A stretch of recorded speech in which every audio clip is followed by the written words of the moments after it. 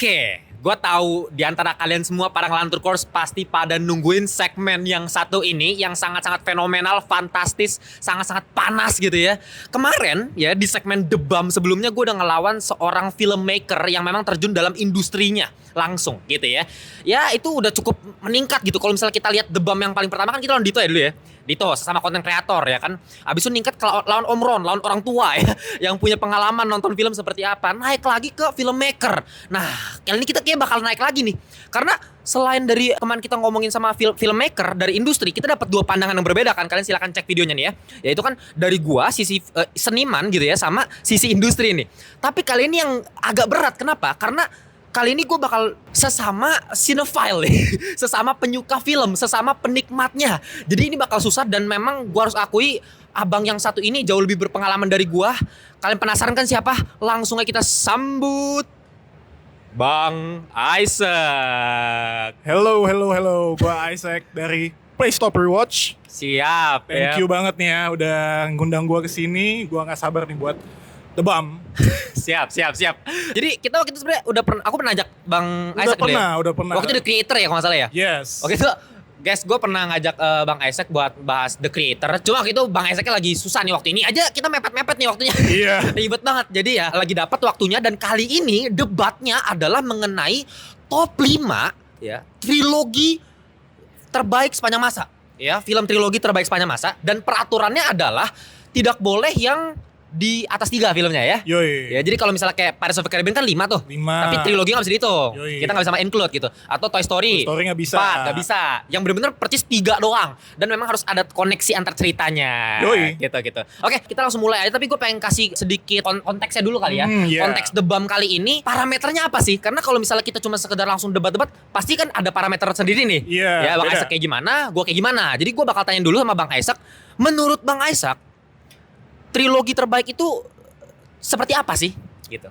Oke, kalau dari gua pribadi ya, gua bakal ngebawa 5 trilogi yang menurut gua pertama nih parameter dari gua punya cultural impact Siap, yang pasti. gede. Iya. Dan yang kedua, achievement dari segi teknikal Oke. mungkin ya. Dan ketiga juga parameter dari seberapa banyak awards yang dimenangkan. Awards. Oh, gitu. Nah, Iya. ini berarti kalian sudah bisa lihat sendiri gitu. Ya, antara gue sama Bang Isaac kayaknya kayak bakal mirip-mirip nih. Iya. Gue takutnya sama semua. Kan sama-sama sinetron. Sama Sinetron. Jadi karena kalau kemarin tadi Bang pernah lihat gak yang kemarin sebelum debat? Udah, Ya kan, nah itu kan beda banget kan. Iya. Ngomong industri, ngomongin duit itu, money semua itu ya. Jadi wah kita panas debatnya. Kalau di sini mungkin gak terlalu panas karena ya itu gue pengen kalian tuh lihat argumentasinya ya. Jadi jangan cuman kayak ini Bang Timo menang nih, ini Bang Isaac menang nih. Enggak, gue pengen tahu kalian tahu sisi dari Bang Timo seperti apa pendapatnya, sisi dari Bang Isaac seperti apa. Karena serius kali ini gue sebagai underdog lagi karena ya gue masih bocil anggapannya, ini lebih berpengalaman senior gue ini. Buset, pengalaman banget nih. Iya. Oke, sebelum kita mulai, gue pengen kasih peraturan dulu ya. Seperti biasa buat yang baru pertama kali ikut The Bum yang dari ngelantur, kita ada peraturannya gampang banget, yaitu gue mulai dari top 5 dengan waktu 3 menit dibalas sama Bang Isaac selama 1 menit, baru gue 1 menit, Bang Isaac 30 detik dan gue 30 detik. Woi, udah mirip-mirip sama Pilpres ya. Ya, bawa pilpres nih. Aduh, bahaya. Aduh, pilih siapa? Wah. Aduh, enggak deh. Nanti. Yang dibahas. Iya, gak usah. Oke, ya langsung aja gak usah banyak bacot ya, langsung mulai aja ya. Oke, top 5 3 menit mulai dari sekarang untuk Timothy. Oke, top 5 trilogi film terbaik sepanjang masa ya. Di peringkat 5 menurut ngelantur adalah Caesar Trilogy. Ya, ini adalah triloginya Planet of the Apes yang terbaru versinya Matrix. Kita tahu sendiri, Planet of the Apes itu udah terdiri dari banyak sekali film, terutama yang versi OG-nya itu ada 5 series, baru ada lagi versinya Tim Burton, dan kali ini yang pengen gue bahas yaitu triloginya Matrix, yaitu Caesar sebagai karakter utama ya, si keraknya itu ya. Kenapa gue masukin ini di peringkat 5? Karena menurut gue ini sangat-sangat underrated sekali trilogi yang satu ini. Gue yakin ya, nggak tahu gue bener atau enggak, cuman feeling gue Bang Isaac nggak bakal masukin nih ya trilogi Rise of the Planet of the Apes ini, karena ini underrated banget. Gak ada yang pernah masukin ini kalau misalnya trilogi terbaik sepanjang masa. Nggak, gue yakin kayak nggak ada satupun orang yang bakal mikir Planet of the Apes ini bakal masuk. Tapi buat gue ya, karena buat gue parameter trilogi tadi adalah pendalaman karakter dari protagonisnya, ya, perjuangan dia seperti apa, ya, perubahannya seperti apa. Itu makanya gue masukin nih, Caesar itu dari pertama, dari film Rise of the Planet of the Apes, sebagai seorang kera yang lahir ya, dari sebuah kecelakaan bisa dibilang di laboratorium gitu ya, menghasilkan seekor kera yang pintar sekali, jenius sekali, sampai dia bisa ngomong dan akhirnya dia memberontak terhadap manusia. Itu di film pertama dengan memfokus terhadap manusia sebagai plot utamanya. Tapi ketika kita masuk di film keduanya, di Dawn of the Planet of the Apes, kita mulai dibagi dua perspektif nih, dari manusia, dari sisi kera gitu ya. Dengan kita nggak tahu nih yang jahat yang mana, karena dari sisi kera ada koba yang jahat, dari sisi manusia ada satu orang tuh yang bangsat banget, kita juga kesel gitu dibawa drama gitu. Itu di film kedua. Tapi di film ketiganya, di film War of the Planet of the Apes, kita lebih fokus lagi ke keranya. Jadi manusia tuh mulai tersisihkan tuh, sampai nanti mungkin ada film keempatnya ya di Kingdom of the Planet of the Apes. Jadi manusia benar-benar udah nggak bisa ngomong karena virus itu ya. Dan menurut gua Caesar itu luar biasa sebagai protagonis. Bahkan bisa gue bilang salah satu protagonis film yang terbaik sepanjang masa. Gue berani jamin, gue berani ngomong menurut pendapat gue ya. Salah satu protagonis terbaik. Kenapa? Dari awal kita lihat dia sebenarnya gak salah apa-apa gitu kan. Dia cuma pengen protect keluarganya ya kan. Tapi dia juga punya hubungan sama manusia. Dia punya karakter yang karismatik gitu. Bahkan gue pernah diledek sama editor gue ya, lu pernah bilang kan ya, bro got raised by monkey, lu bilang ya. Ya. Tapi memang Caesar itu serespek itu gue sama Caesar, karena memang karakternya itu jauh lebih baik daripada ya protagonis di manusia lainnya di film-film lain gitu ya, dengan potensi drama yang sangat-sangat baik. Film pertamanya keren, ceritanya lebih bagus, film keduanya lebih banyak perangnya, film ketiganya mungkin menurut gue ada sedikit penurunan, makanya gue ditaruh di peringkat 5. Karena konflik manusianya ini cuma sekedar manusia sebagai villain ya, si Woody itu ya, si Woody Harrelson itu ya jadi villain doang ya. Gue nggak ngerasa ada keintiman nih antara ape sama humannya, kurang dinamikanya masih kurang berasa ya. Itu dari gue. Kita lihat sanggahannya Bang Isaac seperti apa. 1 menit untuk Bang Isaac mulai dari sekarang. Oke, sebenarnya di saat lu bilang tadi pasti Bang Isaac gak bakal masukin Waduh, di top 5. masuk lagi. Sebenarnya ini masuk top 5 gue, nomor 5 bahkan. Jadi gini, gue merasa yang lu bilang itu bener. Tapi mungkin gue bisa membahasnya atau ngelihatnya dari perspektif lain. Lu ngelihatnya dari karakter development gitu kan. Caesar sebagai seorang karakter yang lu bilang tadi one of the best characters of all time. Gue setuju. Tapi fokus yang gue pengen bawa di sini adalah bukan dari karakterisasinya doang, dari Caesar sendiri, tapi technical aspek sebagai motion capture-nya yang itu mantep banget, tapi juga dari si Andy Serkisnya sendiri sebagai aktornya. Oke, 1 menit untuk Timothy mulai dari sekarang.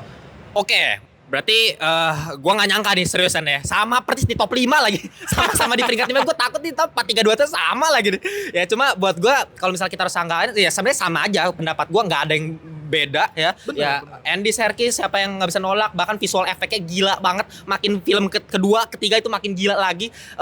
Actionnya makin masif lagi ya. Dan tadi gue sisi dari karakternya gitu ya. Jadi kayak nggak perlu ada yang kita bahas lagi. Mungkin kita lihat aja di peringkat 4-nya apa yang bisa dibantah lagi nih ya. Kita mungkin masuk di top 4-nya gua berarti lagi ya. Iya. Kan top 5-nya sama. Atau mau dikasih argumen? Enggak, kita Pas aja ya. Gue merasa ya apa yang lu pikirin sama kayak gue pikirin ya? gitu. Aduh, argumennya sama lagi. Cinefil emang kayak gitu lah. Ya udahlah ya. Mau gimana lagi, berarti langsung peringkat 4 gua. Nah, harusnya ini bakal bisa beda nih.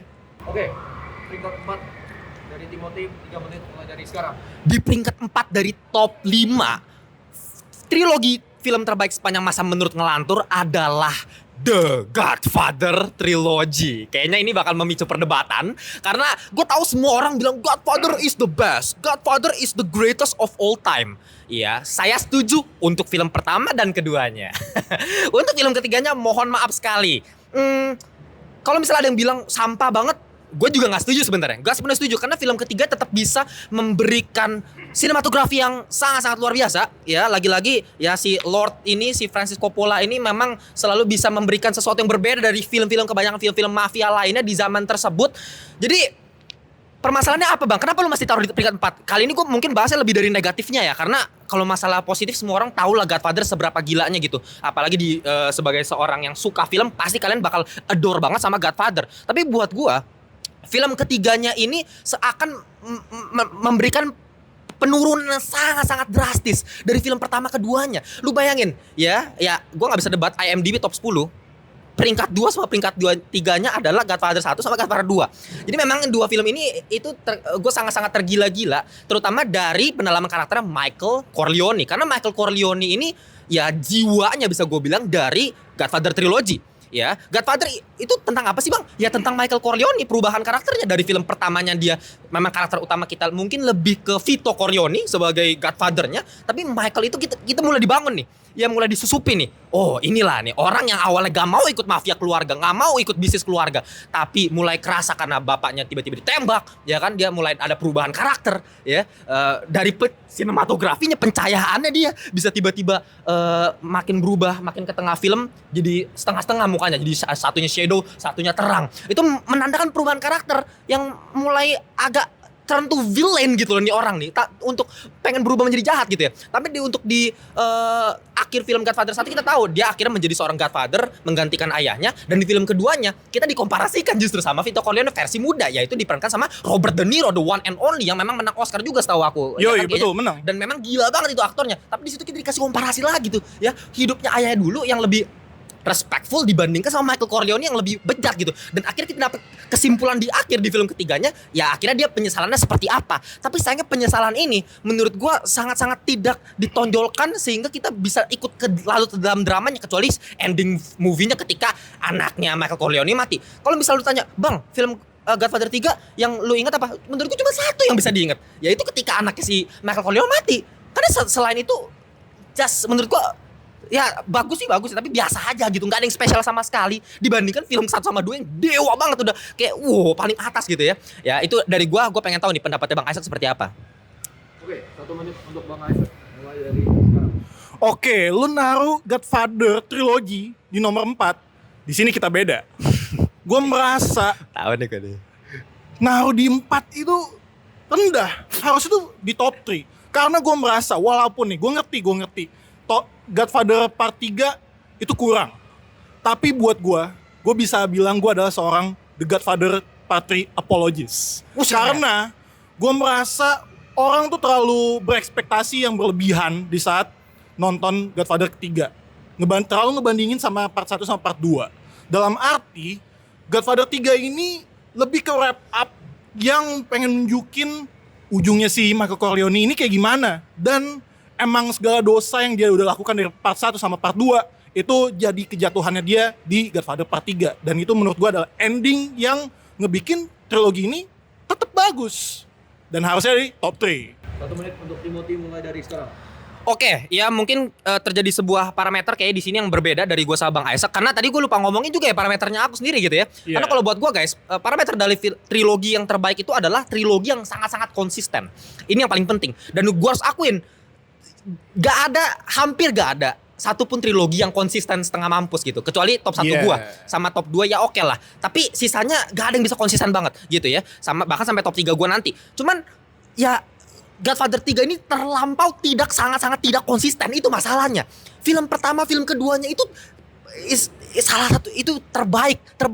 Tapi film ketiganya itu ya kalau misalnya Bang Isaac bilang tadi mendukung film ketiganya, tapi perbedaannya itu terlalu jauh sama film pertama keduanya. Karena kalau mau ngomongin trilogi, kita harus lihat ini jadi satu paket komplit gitu. Ada sebuah kenaikan signifikan. Meskipun misalnya film ketiganya nurun, tapi at least masih bisa disejajarkan dengan 2 film sebelumnya. Karena ini sebagai satu kesatuan, sebuah trilogi.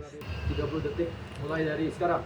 Oke, sebagai kesatuan yang gua rasa memang cukup untuk menutup trilogi The Godfather. Oke, kita kayaknya emang banyak perdebatan nih di part 3 ya. Tapi gue merasa memang part 3 secara teknis dan kualitas bagus. Walaupun storytellingnya mungkin bisa lebih lagi. Walaupun gue merasa ya tetap wrap up triloginya nicely. Itu. 30 detik untuk Timothy mulai dari sekarang. Oke, lagi-lagi maksudnya satu kesatuan ini mungkin dari sisi karakternya Michael Corleone, karena memang di sini tetap terlihat jelas kejatuhannya itu poin yang sangat jelas. Tapi buat gue satu kesatuan ini bukan cuma dalam hal esensi Michael Corleone, tapi dari segi teknikal. Karena teknikal ini wah kacau, actingnya ayolah Sofia Coppola lu jago lu jadi sutradara. Tapi ketika lu sebagai aktris dulu keren sekali, mohon maaf ya. Dan kenapa rambutnya Michael Corleone jadi seperti itu? Dan kesan vibes Godfather yang sebelumnya gue nggak dapat di film ketiganya. Oke ya, berarti udah selesai nih untuk top 4. Ya, mungkin kita lanjut lagi ke top 4 ya Bang Isaac. Tadi lumayan sengit ya sebenarnya top 4 ya. Sengit. Meskipun kita ngomongin secara teknis semua ya. Yoi. Teknis semua beda sama yang debat kemarin ya. Ya, tapi sama-sama seru lah. Coba kita lihat top 4. Oke. Top 4 dari Bang Isaac 3 menit mulai dari sekarang. Oke, di top keempat gua ada The Dark Knight Trilogy. Yang gua rasa itu lebih rendah daripada The Godfather. Gua merasa film ketiga dari The Dark Knight Trilogy itu yang mungkin lu rasakan atau lu lihat dari film ketiga The Godfather Trilogy. Karena secara kualitas dan teknis Nolan emang gak bisa ditandingkan lah ya untuk film superhero seperti The Dark Knight Trilogy. Tapi di film ketiganya gue merasa Nolan itu terlalu ngelakuin terlalu banyak. Terlalu over. Kalau istilah gue sebagai fans pro wrestling, overselling. Terlalu memberikan hal-hal yang seharusnya bisa lebih di-tone down menurut gue. Karena di Batman Begins dan The Dark Knight yang film keduanya Dark Knight Trilogy, filmnya itu agak grounded. Tapi di film ketiganya kayak terasa The Dark Knight Rises itu ngelakuin banyak hal. Dari Gotham City fokusnya, terus tiba-tiba Batman, si Bruce Wayne dibawa ke penjara di Timur Tengah lah, sama League of Shadows yang menurut gue plotnya jadi agak kemana-mana di bagian tengah. Walaupun begitu, gue tetap merasa, ini bukan yang gue mau ngerosting Dark Knight Trilogy ya, gue masih merasa sebagai ending, film ketiga itu emang mantep banget. Dari film pertama, Batman Begins nge-introduce Bruce Wayne yang diperanin sama Christian Bale yang mantep banget, dan gue merasa he is one of the best, nomor 2 lah menurut gue, Batman of all time. Dan juga introduction League of Shadows, terus masuk ke The Dark Knight dengan Joker yang the best supporting actor of all time menurut gue, Heath Ledger, makanya sampai menang best supporting actor di Oscars. Tapi pas masuk ketiga, gue merasa dari sisi performance, tadi gue udah bahas nih, Christian Bale dan juga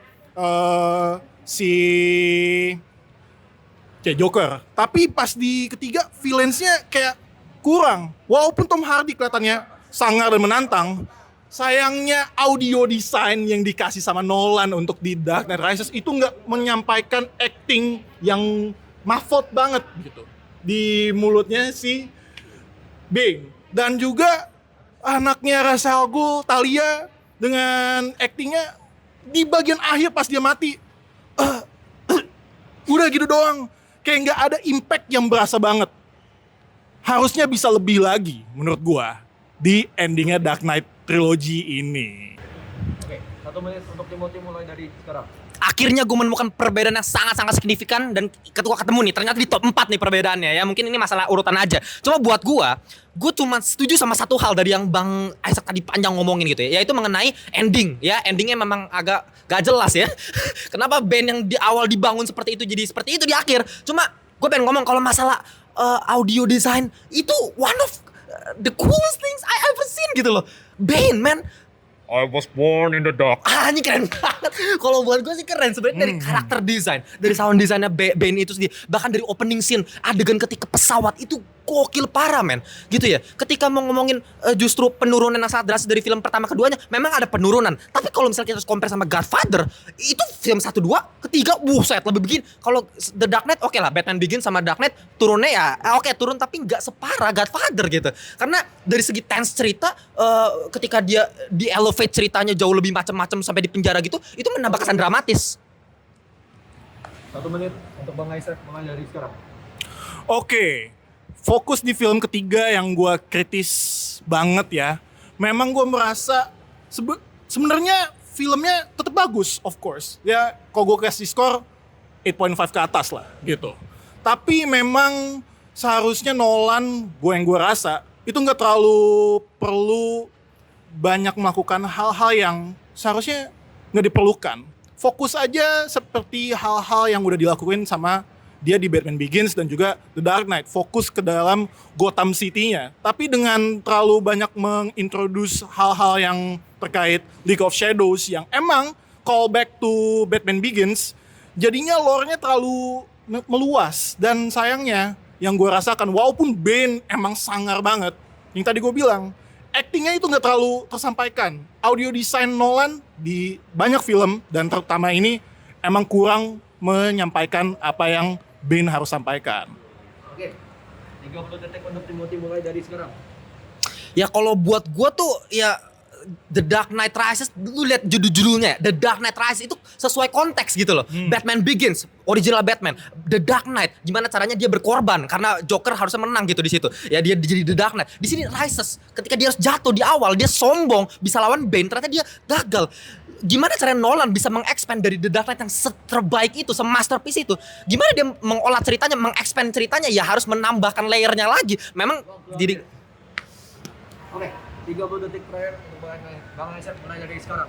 Oke, ngomong-ngomong soal layer, gue setuju. Layer di The Dark Knight Rises penuh dengan konteks yang dalam lah. Tapi karena terlalu banyak layer, lebih ke quantity. Kualitasnya menurut gue nggak terlalu tersampaikan. Tersampaikan dengan bagus, tapi harusnya bisa tersampaikan dengan sempurna. Sayangnya, jadi ngebikin nilai trilogi ini berkurang buat gue. Oke ya, aduh sebenarnya masih banyak yang pengen gue omongin tapi tenang aja. Karena kan gue masih punya list gue selanjutnya. Bisa kita perdebatkan di omongan gue selanjutnya. Cuma kita langsung masuk aja di Bang Isaac di top 3, oke? Oke. Top 3 Bang Isaac 3 menit mulai dari sekarang. Oke, udah jelas nih. Kayaknya lu bisa nebak apa yang ada di top 3 gue. The Godfather. Gue ngerti. Gue udah denger apa yang lu bilang tentang The Godfather film ketiganya. Yang kalau gue rasa jatuh gara-gara ekspektasi orang-orang yang berlebihan dari dulu. Dari sejak rilis dan sampai ke sinetron muda yang baru nonton film kayak kita-kita gitu. Tapi kalau misalnya tetap dilihat dari segi pencapaian, achievement secara keseluruhan, bahkan di film ketiga, The Godfather Trilogy itu ngeangkat sinema, ngeangkat perfilman Hollywood dan ngebikin Hollywood ngelakuin banyak lagi film-film bertemakan serius, bertemakan hal-hal yang tabu, kriminal, bahkan sampai ke film ketiganya dengan ngebawa gereja Katolik ke dalam plot elemen cerita film ketiganya. Yang buat gue, misalnya kalau dilihat orang-orang, dan gue setuju, itu sangatlah kontroversial. Tapi itu dibawa dengan ada realita bagaimana ya beberapa institusi agama, dan gue nggak mau terlalu sebut kayak gimana banget ya, memang ada korupsi, memang ada penyalahan dalam mereka berorganisasi, dan bahkan banyak hal-hal buruk lainnya, hal-hal kriminal lainnya yang mereka lakukan. Dan di sini mulai diungkit, dibawa sama Godfather 3.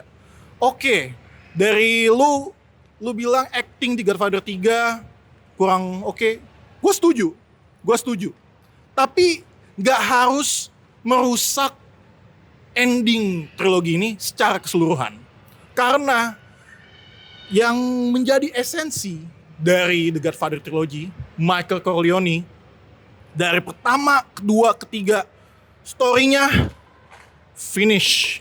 Story-nya lengkap, dari dia naik ke atas, dia ada di posisi atas, sampai dia benar-benar jatuh di bawah, sampai mati di bagian akhirnya, di bagian credits. Yang gue rasa itu adalah suatu cerita yang tragis, tapi gue menganggap good riddance juga. Dari segi storytelling, The Godfather Trilogy mantep banget lah. Dan of course Francis Ford Coppola dengan gaya directingnya yang serius, dan juga pencapaian dia, awards, bahkan The Godfather Part 3 tetap mendapatkan nominasi banyak. Dan gue merasa Al Pacino give one of his best acting of all time di Godfather 3 dengan Once I thought I was out, they pulled me back in. Mantep banget. Oke, 1 menit dari Timothy mulai dari sekarang. Ya ini gue sih yang gue takutin ya adalah top 3 2 1-nya ini sama-sama semua ini. Ya top 3 memang udah ini aja tadi udah cuma masalah tingkat-tingkatan doang. Ini kayak sama semua top 5 ya, cuman beda tingkatan aja. Coba kalau buat gue tadi ya balik lagi, berarti perbedaan kita adalah antara The Dark Knight sama Godfather.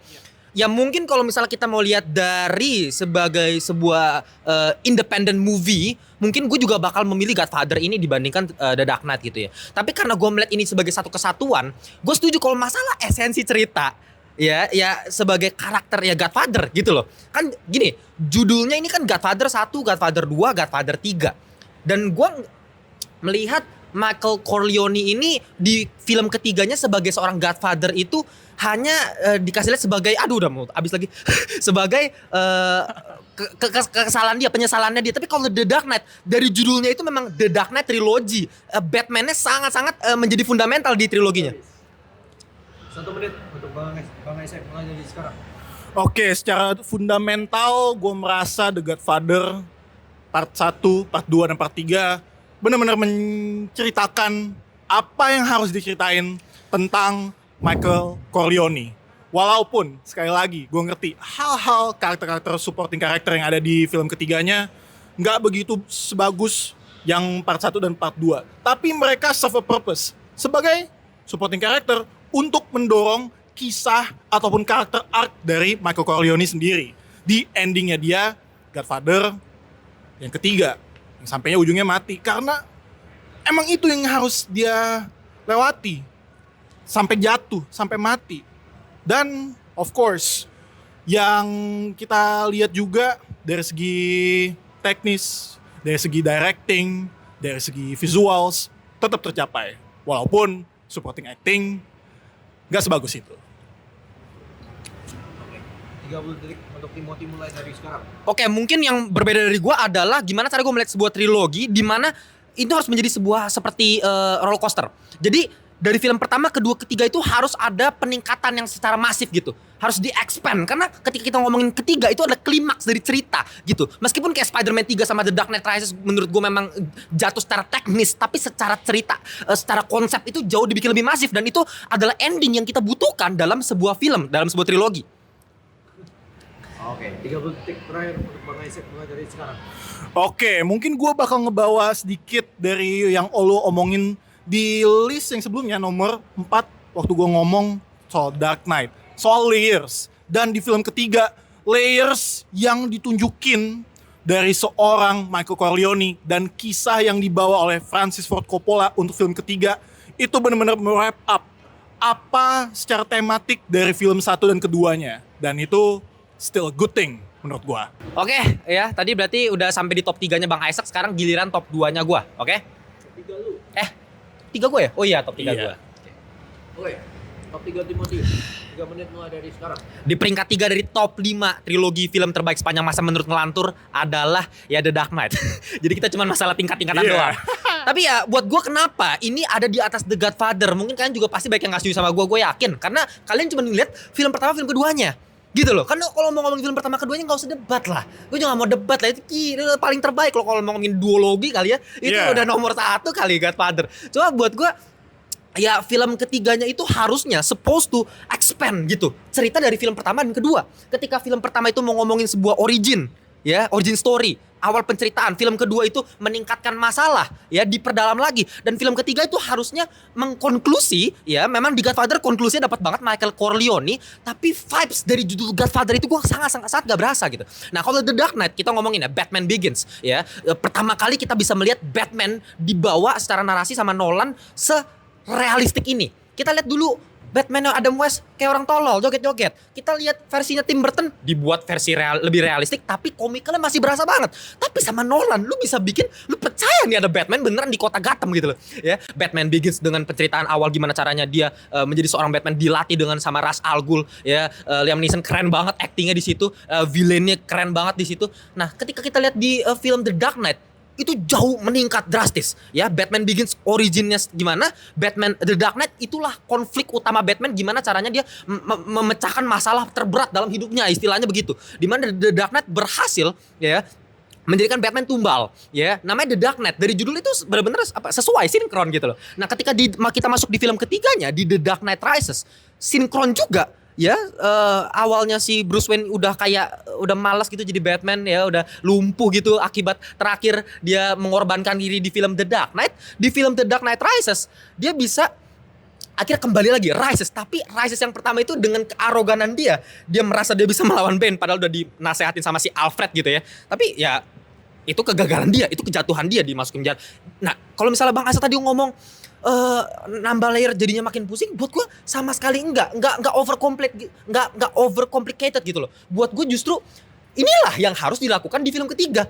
Karena ketika kita lihat film keduanya udah sebagus itu, apalagi yang kita mau harapkan? Masa kita mau lihat lebih soft dengan narasi, mau ngomongin psikologi Heath Ledger lagi, Joker lagi, ngomongin Batman Begins kayak begitu-begitu lagi, narasi biasa. Kan kita mau yang lebih besar lagi, yaitu Bane yang lebih gila lagi dari awal dengan adegan pesawat itu gila, dengan adegan lagi main American football semua tanahnya hancur, itu gila ya. Memang kenapa gue masih ke top 3, gue setuju kalau masalah itu. Untuk masalah endingnya kenapa Bane sengaja pengen mau maksa dibikin plot twist, malah jadinya mengorbankan Bane itu sendiri kalau buat gue. Oke, 1 menit untuk Bang Isaac mulai dari sekarang. Oke, tadi lu bilang gua merasa terlalu banyak layers jadi pusing. Gua gak merasa layers yang ada di The Dark Knight Rises itu memusingkan. It's just too much. It's just over. Dalam arti kayak gini, bisa disimplified untuk membawa pacing yang lebih bagus untuk ending dari The Dark Knight Trilogy. Karena terlalu banyak fokus yang kepecah di Gotham dan juga di penjara, dan terlalu banyak cast, pacing issue jadi masalah untuk The Dark Knight Rises yang ngebuat triloginya ini kurang wrap up nicely. Apalagi juga endingnya dengan 2 villains dari Marion Cotillard dan juga of course Bane yang ya sebenarnya bisa lebih lagi. Sayangnya enggak. Oke, 1 menit untuk Timothy mulai dari sekarang. Oke ya, untuk masalah layer Bang Isaac gak ada masalah, tapi bisa bikin lebih simplify. Nah sekarang yang pengen kita tanyakan adalah, apa kalau misalnya Bang Isaac bisa merubah gitu ya dari The Dark Knight Rises sehingga menjadi lebih simple dibandingkan yang dilakukan Nolan di film ketiganya gitu. Karena buat gue basic gak ada masalah sama sekali. Kalau masalah ending gue setuju ya, tapi ketika kita lihat dari narasi awal film sampai ke menuju ke ending, ketika Batman jatuh terus bangkit lagi terus pakai semua nyanyi supaya si Batman, si Bruce itu bisa naik, itu fase, justru itu fase menegangkan, dramatis ketika yes akhirnya Batman berhasil, sekarang mampus lu Ben, tapi endingnya aja yang jadi masalah gitu kan. Sekarang apa nih yang bisa dirubah? Kalau misalnya Godfather, kita ngomongin Godfather gitu loh, tone Godfather ketiga itu sama sekali tidak mencerminkan seorang Godfather. Itu cuma mau mencerminkan seorang Michael Corleone yang gagal aja. Harusnya judulnya dirubah kalau buat gue. 30 detik untuk Bang Isaac mulai dari sekarang. Menurut gua yang bisa diubah adalah gak harus ngebawa Bruce Wayne keluar dari Gotham City. Dia bisa tetap jatuh, fall, tapi get back up di kota itu, karena lewat ngebawa dia keluar dari Gotham, fokusnya pecah.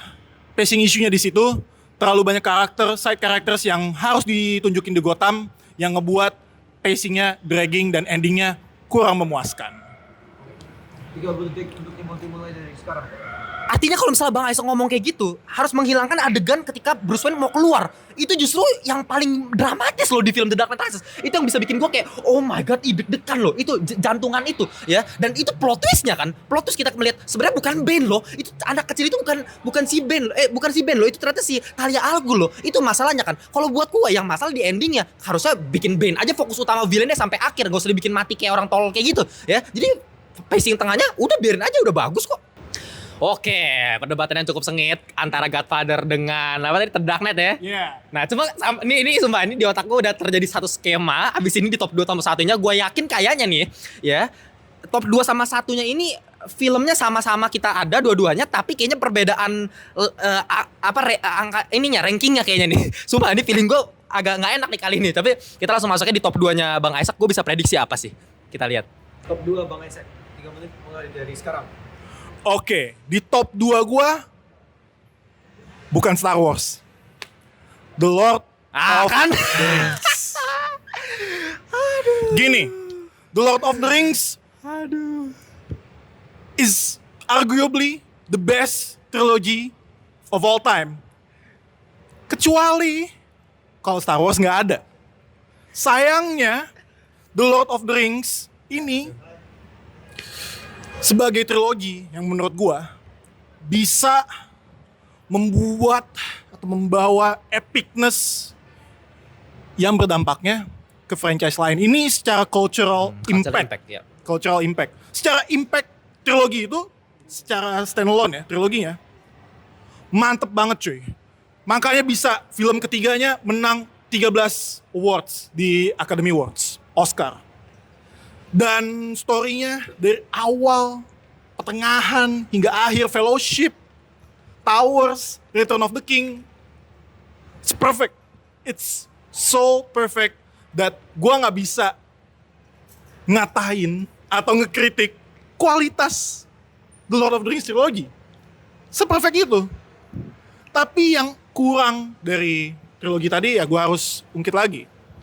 Cultural impact yang harusnya bisa ngebawa film-film fantasi lainnya.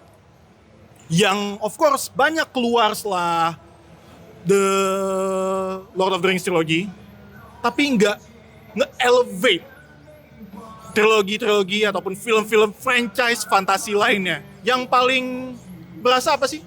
Harry Potter doang.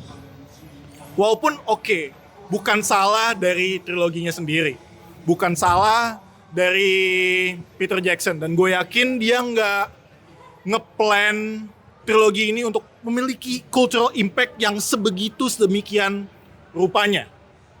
Dan yang gue rasa, misalnya trilogi ini bisa menyatukan fans, karena dari segi fandomnya sendiri, The Lord of the Rings untuk book readers banyak yang gak suka. Walaupun gue pribadi, gue baca buku dan gue nonton filmnya, gue suka. Trilogi yang bagus seharusnya bisa mempersatukan fandom itu sendiri, yang gak terlalu dilakukan sama The Lord of the Rings trilogi. Karena masih banyak yang membandingkan buku lebih bagus, banyak yang membandingkan film lebih bagus, yang menurut gue seharusnya menjadi adaptasi yang menyeluruh untuk fandom tersebut. Oke, 1 menit untuk Timothy mulai dari sekarang. Ya, dari awal gue udah bisa prediksi akan terjadi seperti ini. Dan gue bisa tahu prediksi peringkat satunya siapa, dan apa yang terjadi selanjutnya. Dan oke, kita berarti masuk di Lord of the Rings ya. Dan kalau buat gue harusnya bisa lebih tinggi lagi. Karena gini, kalau mau ngomongin trilogi baik lagi ya, kan ini adalah sebuah roller coaster gitu loh. Dari Lord of the Rings, Fellowship of the Rings, to Tower, ke Return of the King, itu kayak kita nanjak gunung. Dan setiap filmnya itu punya masing-masing ending yang sangat-sangat klimaks sekali. Gue nggak mau ngomongin, kayaknya gue nggak bisa debat banyak karena ini berhubungan nih sama film peringkat satunya gue sama peringkat satunya Bang Isaac. Jadi kita mungkin pas dulu aja kali ya, kali ini ya. Mungkin kita pas langsung ke peringkat 2-nya gue kali. Langsung gak apa ya? Boleh nggak apa-apa. Lanjut. So, Rank to Timothy. 3 menit mulai dari sekarang. Oke, dari peringkat 2 dari top 5 trilogi film terbaik sepanjang masa menurut Lantur adalah Star Wars. Nah, ini di sini kebalikannya di sini ya. Kalau menurut gua gini, ngomongin Star Wars ya. Star Wars itu balik lagi gua nggak mau debat ya, karena ini udah di peringkat 2, artinya udah nggak bisa kita cari-cari negatifnya begitu banyak gitu. Udah terlalu New Hope, Empire Strikes Back sama Return of the Jedi. Cuman masalahnya buat gua adalah ada sebuah film yang menurut gue menjadi perbincangan. Kalau misalnya Bang Isaac tadi ngomong di Lord of the Rings memecah fandom, tidak bisa mempersatukan, harusnya saya tanyakan terhadap fandom Star Wars. Karena setahu gue fandom Star Wars banyak yang gak suka sama film Return of the Jedi. Karena film ketiganya ini jujur buat gue ya, bukannya gue gak suka, sebagai kenapa di peringkat 2, kenapa di atas The Dark Knight sama Godfather? Lagi-lagi sesuai sama narasi gue yang awal kan, gue nggak pernah berubah narasinya, yaitu grafik yang naik ke atas tadi. Star Wars itu di Return of the Jedi ditingkatkan secara lebih gila lagi karena dengan berakhirnya Darth Vader di situ dengan perang yang ya epic final battle lah istilahnya dalam sebuah trilogi. Nah, nice, selesai. Tapi yang gue permasalahkan di sini adalah apa? Teknis. Ya, banyak banget hal yang sangat-sangat bisa diperbincangkan dibandingkan Empire Strikes Back. Karena kalau misalnya gue pribadi, gue lebih setuju kalau misalnya Empire Strikes Back itu menjadi film terbaiknya Star Wars untuk trilogi utama ya. Untuk masalah Revenge of the Sith itu masalah lain. Cuma menurut gue Empire Strikes Back bisa membuat cerita yang jauh lebih intens, lebih suspenseful, meskipun endingnya dibikin ya kayak belum klimaks karena memang film kedua gitu loh. Ya kan masih film ya episode 5 lah. Dengan berakhirnya plot twist yang super duper gila. Gini, kita narasikan ya. Kita persepsikan diri kita ada di tahun 1983. 1980, men. Kalau misalnya kalian bilang, biasa aja bang, karena lu lahir tahun segini. Coba lu bayangkan, lu ada di tahun segitu ketika, dan jujur aja ya, gue nonton Star Wars itu pertama kali pas masih SMA. Dan gue nonton sesuai tanggal rilis. Dan ketika gue melihat, gue tanpa gue lihat spoiler, tanpa gue tanya sama orang lain, ketika gue tahu ternyata Darth Vader itu bapaknya si Luke Skywalker, itu gue kaget setengah mampus. What the hell man? Dan itu yang gue katakan bener-bener. Dan itu gila sebagai film kedua. Nah film ketiganya ketika mau di-expand lebih gila, oke gue setuju, epic battle-nya dapet. Tapi malah dari awal sampai ke akhir menurut gue tidak ada ketegangan yang berarti. Berbeda sama Empire Strikes Back yang Luke-nya lagi latihan. Ngomongin mengenai Force gitu kan, yang belum pernah kita lihat sebelumnya di film pertamanya, ya kan? Abis itu kita ngomongin masalah Han Solo sama Leia yang lagi kejar-kejaran di situ, di sana gitu. Jadi ada sebuah masif plot gitu di Empire Strikes Back. Tapi di film ketiganya ya cuman pengen menuju ke endingnya aja buat gua. Dan A New Hope just origin story yang menurut gua biasa-biasa aja. Bahkan kalau Batman Begins, gua lebih prefer Batman Begins. 1 menit untuk Bang Asep, mulai dari sekarang. Oke, mungkin perspektif yang dilihat sama kita berdua terhadap top 1 dan top 2 ini, ya of course lah, beda, bukan mungkin bahkan. Tapi yang gue rasa kalau Return of the Jedi itu sampai dibilang memecahkan fandom, nggak terlalu juga. Yang memecahkan fandom itu trilogi yang lain, yang kita nggak bahas dan nggak masuk. Dalam arti begini, Return of Jedi masih wrap up nicely apa yang udah dilakukan Luke Skywalker dan kawan-kawan dari New Hope sampai akhir. Oke, secara teknis bisa better, mungkin kritik orang-orang Ewok yang lucu-lucu tapi kenapa dimasukin kayak gitu. Well, back to why Lucas ngebuat film itu. It's a fun journey, it's a thrill ride yang menurut gua tersampaikan dengan baik dari semua film yang ada di trilogi tersebut. Bahkan di endingnya juga Return of the Jedi. 1 menit untuk Timothy, mulai dari sekarang. Oke, sebenarnya susah ya kalau misalnya kita mau ngomongin masalah teknis. Karena lagi-lagi sebenarnya secara teknis kita kayaknya sependapat semua nih. Iya. Ya. Cuman yang masalah berbeda kan perspektif kita terhadap antara Lord of the Rings sama Star Wars. Ini dia yang jadi masalah. Jadi mungkin kali ini gue bakal pas, kita nanti bakal gue lanjutkan di narasi gue di top 1. Jadi langsung ke top 1 gue berarti ya. Untuk top 1 dari Timothy, mulai dari sekarang. Oke, di peringkat 1 trilogi film terbaik sepanjang masa untuk melantur. Iya, jelas-jelas adalah Lord of the Rings. Dan ini adalah perbedaan cukup mendasar. Jadi seperti biasa di peringkat 1 kita selalu dibikin gabung aja kali ya. Ya, langsung gabung aja nih. Oke. Kita deketan kali. Sip. Nah, udah ya. Nah gini guys. Mungkin di debam-debam sebelumnya kita beberapa kali kayak misalnya pas ngomongin top 5 film terbaik dari top 10 top 10 grossing 2023 itu kan sama-sama Oppenheimer sama. Habis itu kemarin juga pas gue ngomongin masalah franchise waktu itu sama-sama MCU. Nah, kali ini beda nih. Cuma karena 1 sama 2-nya cuma masalah beda placement aja. Nah, kita langsung diskusikan aja nih sama Bang Aisyah. Karena buat gue nih kita langsung berarti ke aku ya. Lord of the Rings itu balik lagi nih, kita lihat setiap individu filmnya itu punya hal yang berkesan luar biasa gila, gitu loh. Kalau kita compare sama Star Wars itu menurut gue yang benar-benar luar biasa gila. Ya, itu cuma Empire Strikes Back. Return of the Jedi, ending nice. Tapi as a whole movie, bagus sih. Maksudnya, ya balik lagi nih, ini udah di top 2 bos. Jadi kagak ada yang jelek sama sekali gitu loh. Pasti bagus banget. Cuman maksudnya kalau kita compare sama Lord of the Rings, gak bisa kalau buat gua mah bang. Gitu loh. Lord of the Rings itu mau dari Fellowship of the Ring meskipun berantem di hutan segitu aja intensnya dapat si Boromir mati ya kan, terus habis itu narasi langsung berlanjut lagi ke film kedua epic battle-nya gila juga ya kan, dengan benteng seperti itu dimasukin perlahan dari depan situ masuk sampai tiba-tiba semuanya makhluk pohon masuk, itu gila banget untuk film kedua. Two Towers. Film ketiga nggak usah ditanya lagi, menang Oscar berapa banyak gitu ya. Jadi kenapa Bang menurut Bang Isaac kenapa Lord of the Rings masih di bawah Star Wars? Ini Apa karena fans ini? Oh, Nggak, nggak langsung aja ya, langsung aja. Enggak, bukan karena fans. Ini karena fans ini kayaknya. Bukan karena gitu juga. Nggak bias dalam arti karena gue ngefans dan emang Star Wars itu one of the first trilogy yang gue nonton. Gue nonton Star Wars emang lebih dulu daripada Lord of the Rings. Gue nonton Star Wars itu waktu zaman gue TK. Oh iya. Dan Star Wars dan Lord of the Rings gue nonton waktu gue baru masuk SD. Karena Lord of the Rings kan 2002 sama 2003 film pertama, kedua, ketiganya. Nah, yang gue rasakan setelah mendalami banget Star Wars ya, dan juga mendalami The Lord of the Rings dari segi atau perspektif naratif, karena gue emang kebetulan kerjaan gue emang sebagai naratif designer untuk video game industry, ada yang namanya Hero's Journey.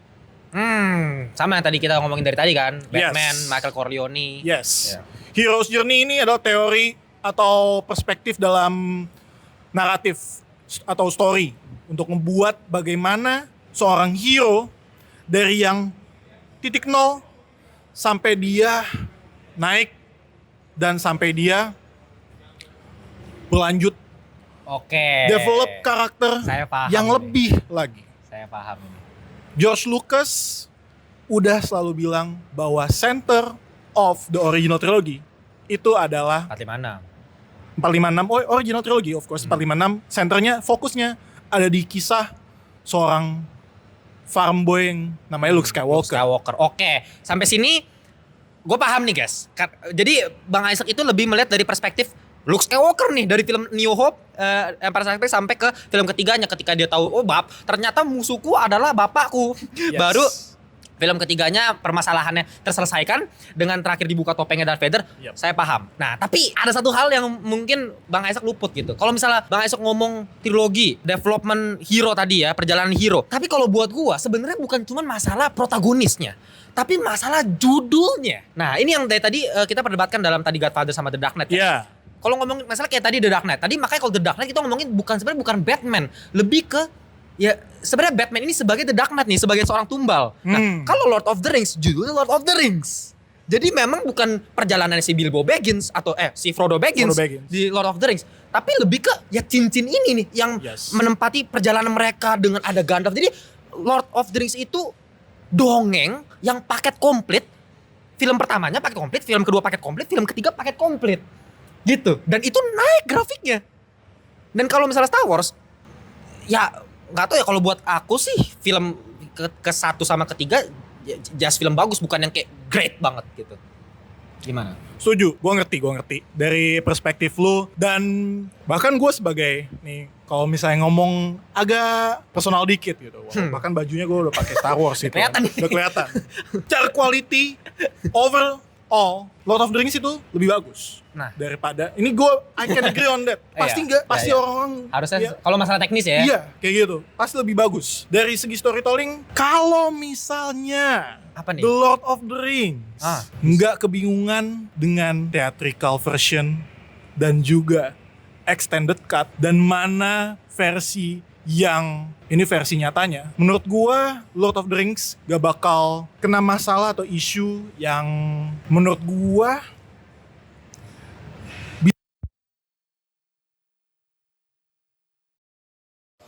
begitulah. Dan dari segi Star Wars, oke. Kalau yang gue ini sebagai fans yang bahkan gue merasa emang weak link dari Star Wars itu di ending original trilogy, Return of the Jedi, yang kualitasnya of course harusnya bisa lebih lagi. Padahal A New Hope dengan introduction yang mantep banget, dan juga Empire Strikes Back yang wow. Tapi Return of the Jedi yang gue rasa setelah gue pikir-pikir juga dan gue dalami, emang directionnya memang kayak gitu. Directionnya emang kayak gitu. Dari George Lucas, bukan sutradaranya ya George Lucas sebagai story supervisor yang emang punya story-nya sendiri, sutradaranya beda. Yang emang arahnya emang ke situ dan tetap mencakup hero's journey yang gue bilang tadi. Dimana seorang yang bukan siapa-siapa harus melewati apa ya, yaitu konflik yang ada di dunianya dan juga di dalam dirinya, tapi bisa tercapaikan dan bisa di-resolve di akhir, yaitu Return of the Jedi. Gue nggak bilang ini gak didapat ya dari Lord of the Rings trilogy. Beda perspektif aja, of course. Iya, beda perspektif. Jadi kalau misalnya tadi Bang Isaac dari tadi ngomongin masalah ya hero ya, mungkin dia benar-benar ngeliat dari protagonisnya gitu ya. Cuma kalau balik lagi, kalau gua tadi itu ngomongnya masalah paket komplit. Inilah selalu gua ngomong, kalau film terbaik ya paket komplit, trilogi terbaik ya paket komplit sebagai film pertama, film kedua, film ketiganya. Kalau misalnya Bang Isaac tadi ngomongin masalah extended version bla bla bla, buat gua mau itu extended version atau yang versi yang biasanya sama-sama bagus, sama-sama gila, dan semua orang bakal setuju kalau misalnya Lord of the Rings itu kayak yang salah satu yang terbaik lah pasti, dan banyak yang setuju juga kalau yang terbaik kan. Yeah. Nah, mungkin sama Star Wars ini debatable banget ya, selalu menjadi sesuatu yang debatable. Cuma balik lagi nih, kalau argumen terakhir gua ya adalah, ini sorry ya guys ya, mic-nya mati ya. Mati ini, gue lupa ngecas tadi mic-nya, sumpah.